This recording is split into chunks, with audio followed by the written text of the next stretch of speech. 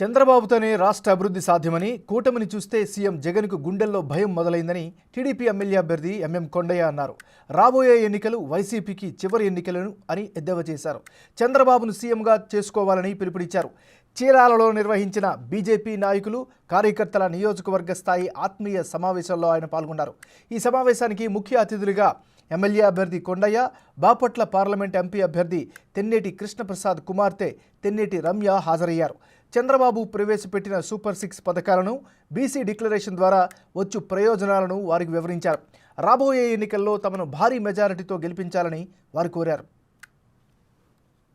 Public అనేక సందర్భాలు చెప్పాను, ఇప్పుడు కూడా చెప్తున్నా, ఏ ఒక్కరిని ఇబ్బంది కల్పించదు. కానీ నాకు తెలియకుండా కొన్నిసార్లు పొరపాటు జరగచ్చు. వాటిని మీరు నా దృష్టికి తీసుకురండి. దయచేసి మీరు మనసులో పెట్టుకోండి. నేను మనిషినేగా, నాకు మటుకు ఎన్ని పనులు ఉంటాయి, ఎంతమంది ఉంటారు చెప్పేవాళ్ళు. ఎక్కడైనా పొరపాటు జరగచ్చు.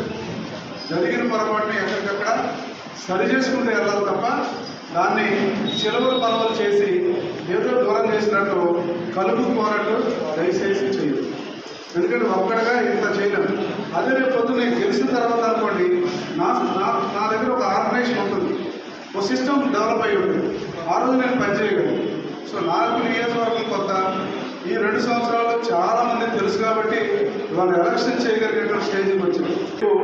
నేను మొదటి నుంచి కూడా చెప్తున్నాను, జనసేన కానీ బీజేపీ కానీ ఎవరెవరికి ఎక్కడెక్కడ ప్రాధాన్యత ఉందో, భవిష్యత్తులో ఎవరు ఎక్కడ గెలవగలరు, ఖచ్చితంగా వాళ్ళందరినీ ఆ పద్ధతిలోనే ప్రతి ఒక్కరికి నాయకత్వం ఇచ్చేటువంటి అవకాశాన్ని నేను చూసుకుంటాను. ఎందుకంటే ఇవాళ నేను ఉమ్మడి అభ్యర్థి, నేను గెలిచినా కూడా మీకు ఉమ్మడి అభ్యర్థిగానే కంటిన్యూ ఉంటాను. దాంట్లో ఎక్కడ మీకేమీ తేడా లేదు.